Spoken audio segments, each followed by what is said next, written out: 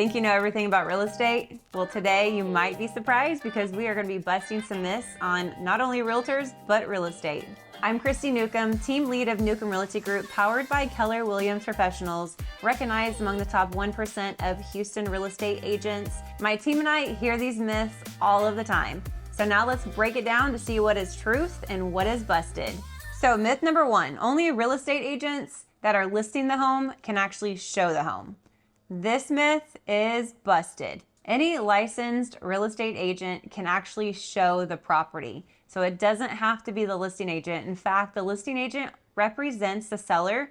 So if you are the buyer, you want your own representation to give you advice and opinion along the way during the buying process. For an example, the other day we had a buyer that reached out to us. She was driving by a property, saw a sign, and was trying to get a hold of a listing agent, but she found us instead.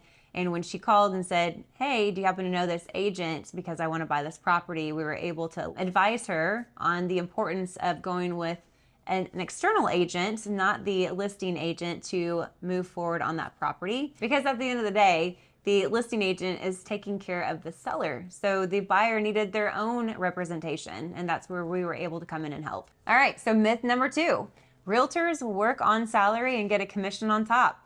This myth is busted. I mean, I wish we were, but the truth is that we're fully commission-based. And so I think some misconceptions would be like, oh, so if you're commission-based, you just want to push me into a house. And that's not the case, especially for our team. Now, have there been agents out there that have done that in the past? I'm sure there have been. But for me and my team, we put our customers' needs first, and that's what allows us to be so successful. All right, so myth number three, real estate agents can only represent clients in certain geographical areas.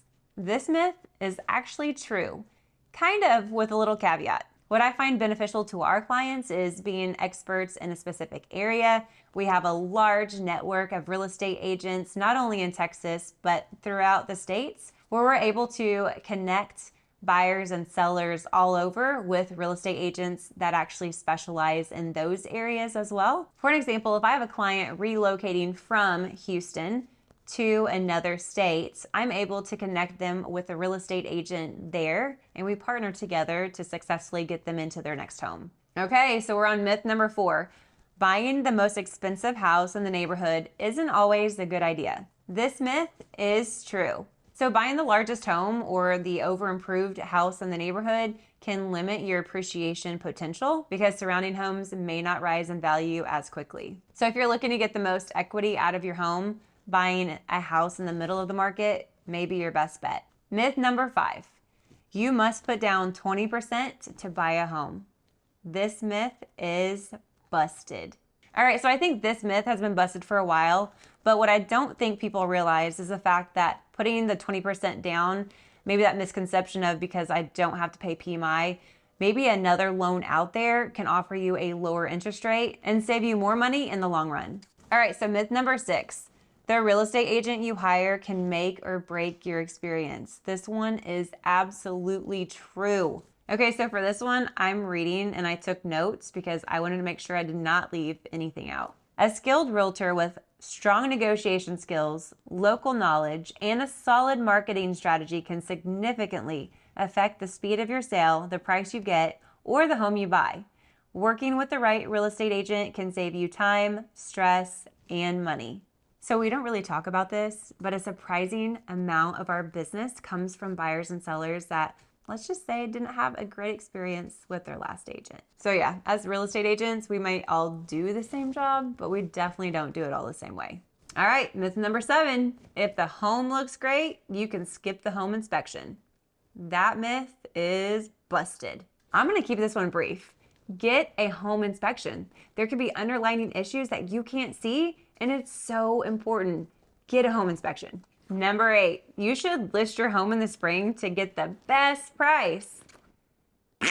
No, it's wrong. Yeah, so while spring is traditionally known as like the busy season and where people are thinking about buying and selling, we live in an inbound state. People are moving here daily. So really our market is open year round.